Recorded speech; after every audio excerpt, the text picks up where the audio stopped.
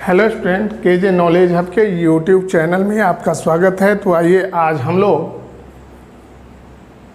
Bihar board के जीव विज्ञान के पाठ 3 वर्ग दशम की अति लघुत्तर ये प्रश्न के भाग 1 में कुछ नए प्रश्नों के ऊपर बारी बारी से चर्चा करते हैं। तो स्टूडेंट, हमारा पहला प्रश्न है, जीवों में पदार्थों के परिवहन की परिभाषा लिखें। तो सभी जीवों में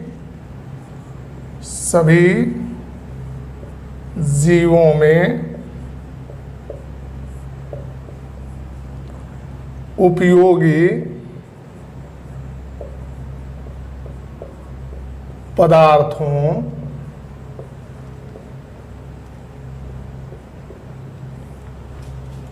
का उनके मूल स्रोत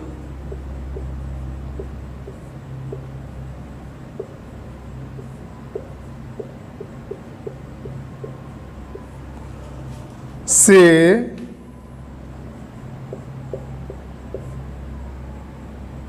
जीव शरीर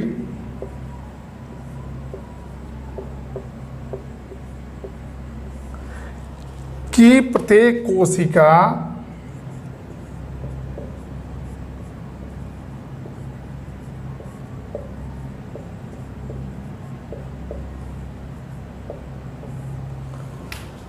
तथा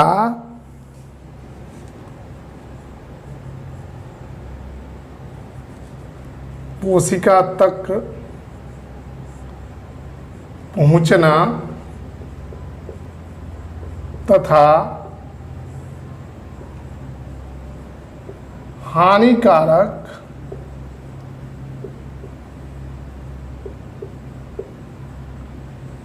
एवं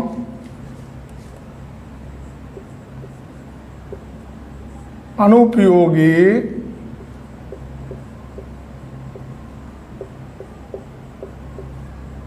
पदार्थों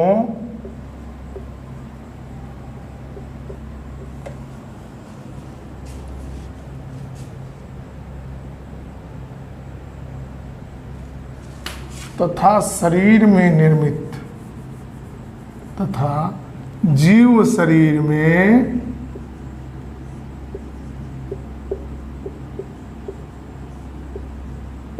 निर्मित हानिकारक एवं अनुपयोगी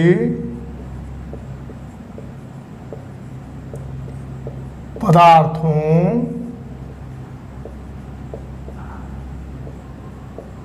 का प्रत्येक कोशिका से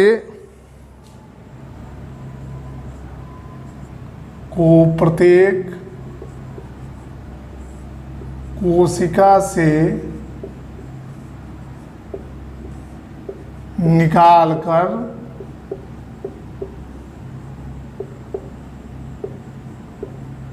उन्हें गंतव्य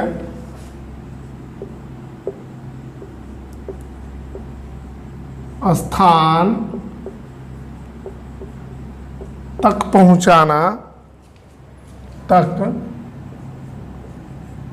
पहुंचाने की प्रक्रिया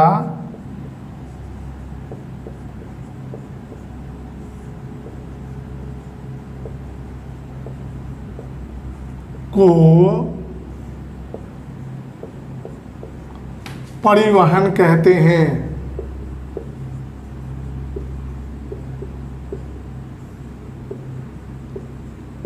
अब हम लोग स्टूडेंट प्रश्न संख्या 2 को देखते हैं। पौधों में जाइलम वाहिनियों में जल का स्थानांतरण किस प्रकार होता है? लिखेंगे, पौधों में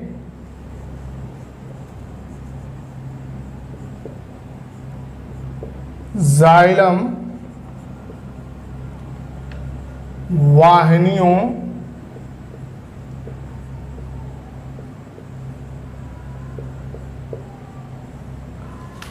में जल का स्थानांतरण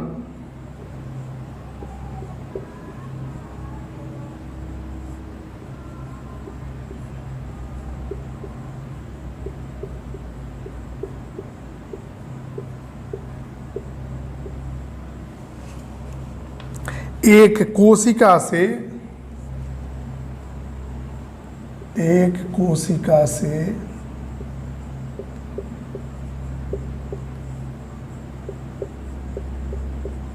दूसरी कोशिका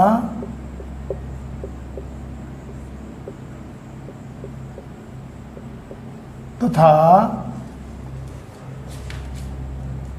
दूसरी कोशिका से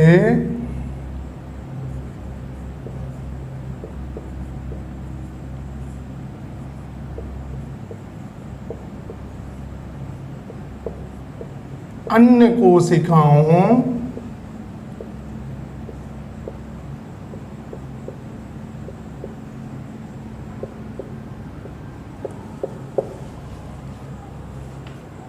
में परासरण दाब, ऑस्मोटिक प्रेशर, परासरण दाब की अधिकता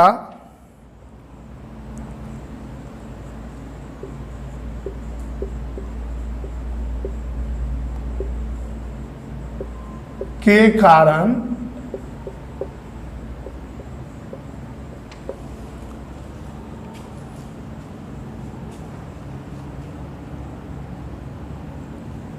अंतःत्वचा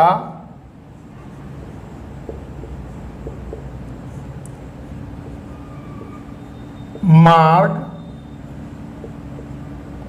अंतःत्वचा मार्ग की कोशिकाओं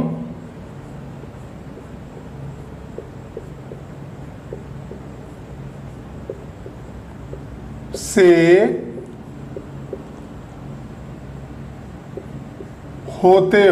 होकर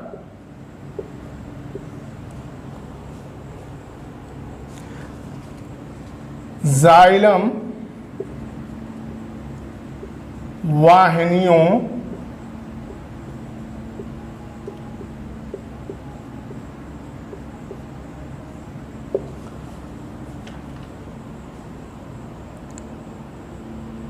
में वाहिकाओं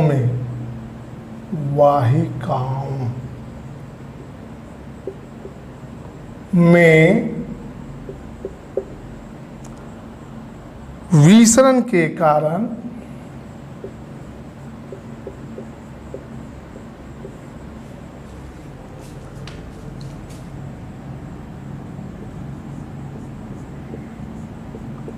होता है।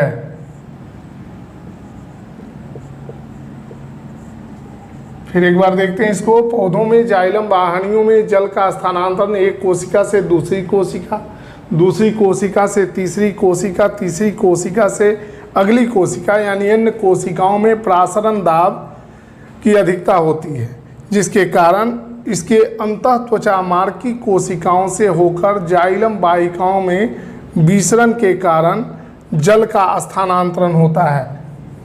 विसरण के कारण जल का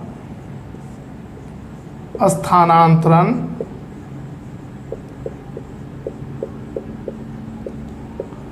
होता है। हमारा प्रश्न संख्या 3 है, मूल रोम की कोशिकाओं में जल कैसे पहुंचता है? तो पौधों में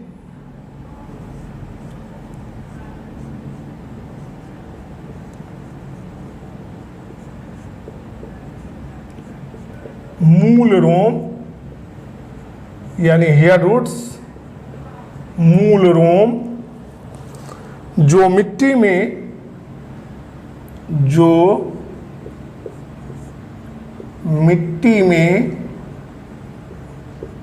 उपस्थित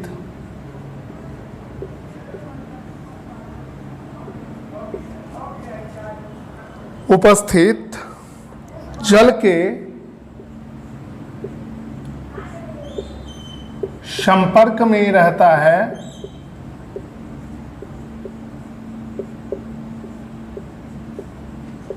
मूल रोम कहाँ रहता है? मिट्टी में और जल के संपर्क में रहता है। इसकी कोशिका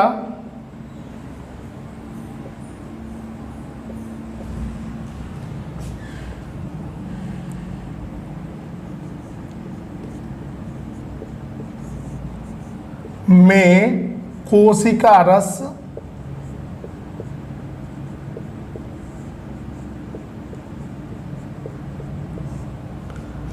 का पराशरम दाब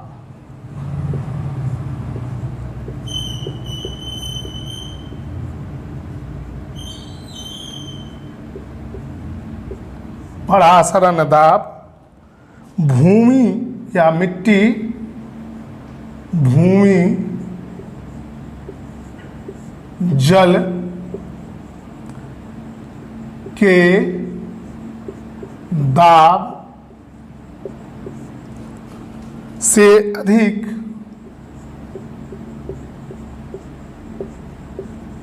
होने के कारण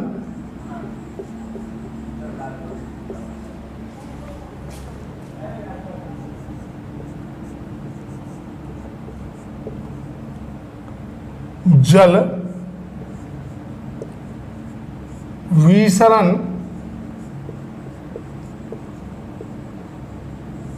के द्वारा यानी डिफ्यूजन के द्वारा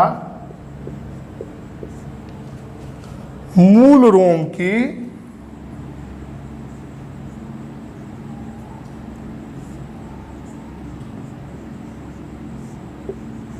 कोशिकाओं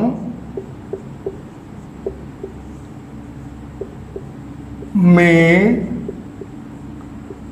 प्रविष्ट करता है।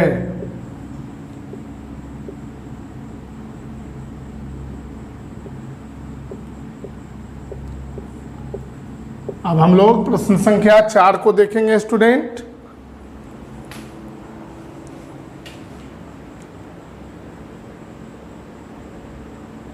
प्रश्न संख्या 4 है, वाष्पोत्सर्जन की क्रिया का पौधों के लिए क्या महत्व है।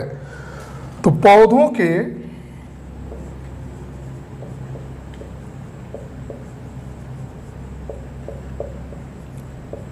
जड़ से शीर्ष यानी सबसे ऊपर वाला भाग टॉप शीर्ष तक लगातार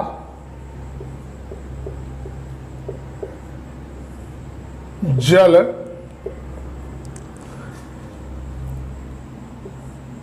की धारा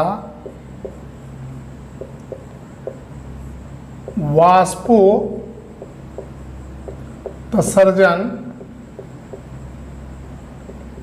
के कारण ही प्रवाहित होती है।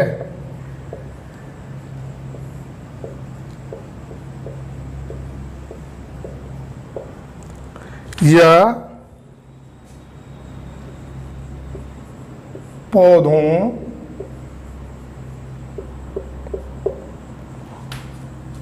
को जल एवं खनिज लवण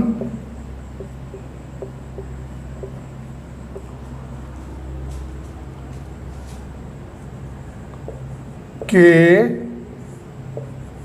अवशोषण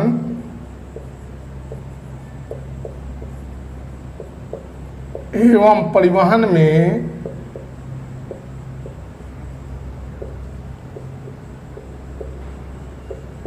सहायता करता है।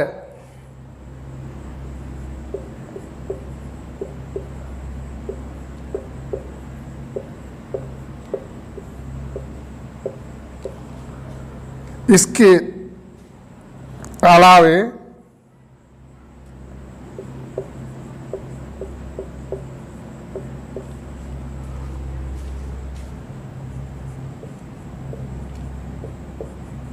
वाष्पोत्सर्जन के कारण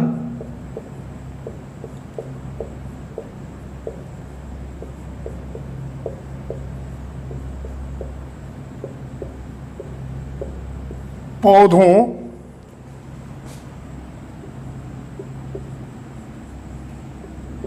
का ताप संतुलित रहता है।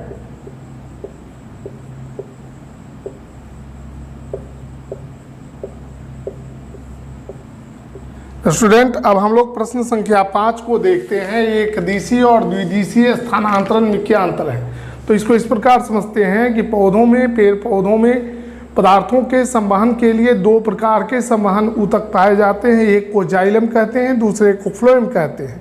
जाइलम जो है जड़ से जल एवं खनिज लवण को अवशोषित करके पौधों के ऊपरी भाग तक पहुंचाने का काम करता है। मतलब इसकी दिशा जो होती है एक दिशा में ही होती है, जबकि पत्तियों के द्वारा बनाया गया भोज्य पदार्थ पौधों के दूसरे संवहन ऊतक यानी फ्लोएम के द्वारा पौधों के शीर्ष भाग और इसके मूल तक पहुंचाए जाते हैं। इस प्रकार के परिवहन को द्विदिशीय परिवहन कहा जाता है। तो देखते हैं पौधों में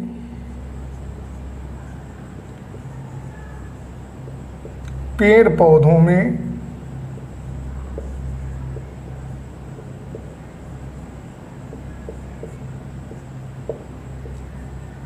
पदार्थों के परिवहन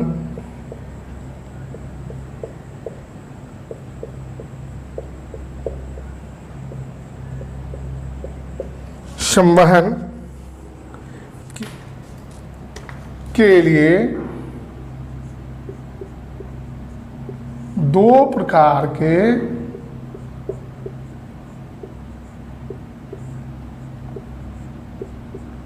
ऊतक पाए जाते हैं।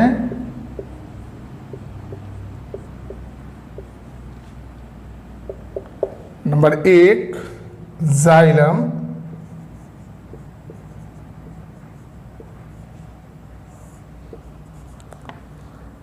या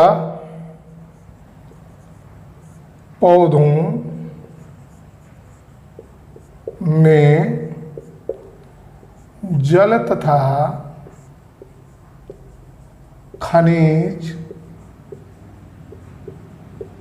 लवण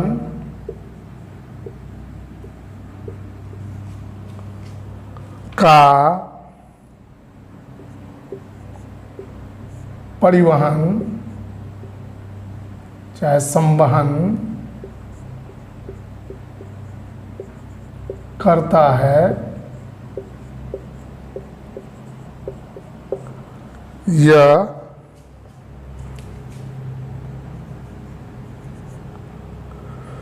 पौधों के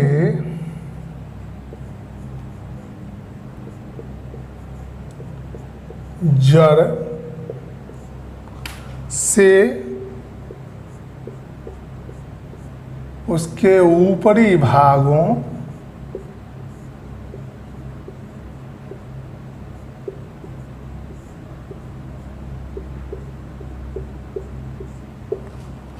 में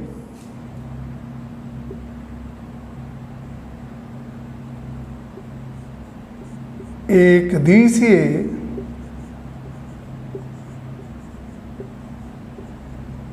पथ में गति करता है।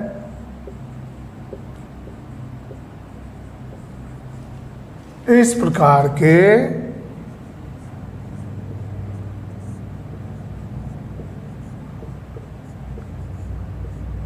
स्थानांतरण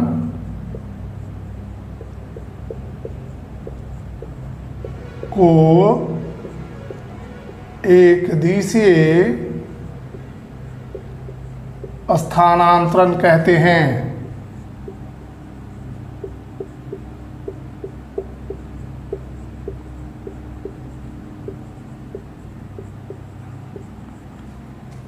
नंबर 2 फ्लोएम, जबकि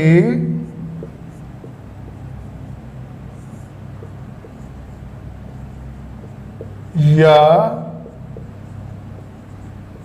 पत्तियों के द्वारा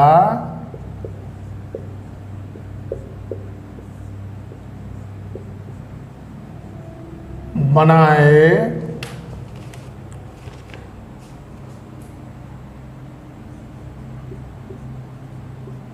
गए भोजन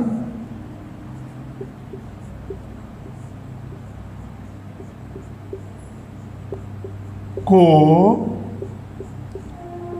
पौधों के जड़ तथा शीर्ष भागों तक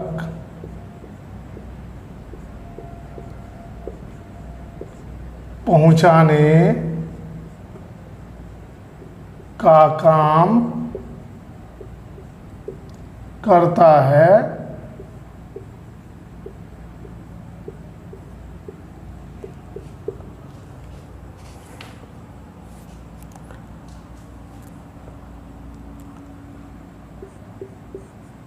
तो पौधों में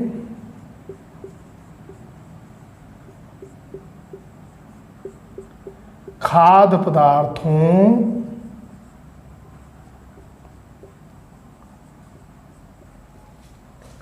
के स्थानांतरण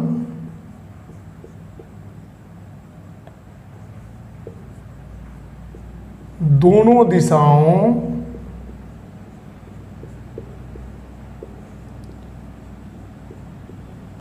में होती है। इसलिए इस प्रकार के स्थानांतरण को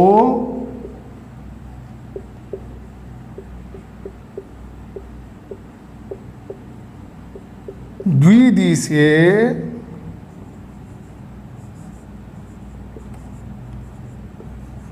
स्थानांतरण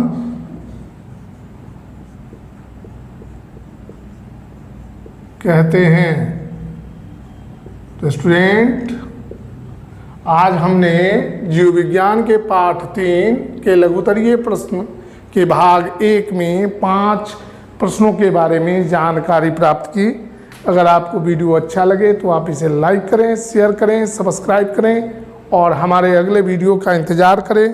तब तक के लिए हम आपसे विदा लेते हैं। धन्यवाद।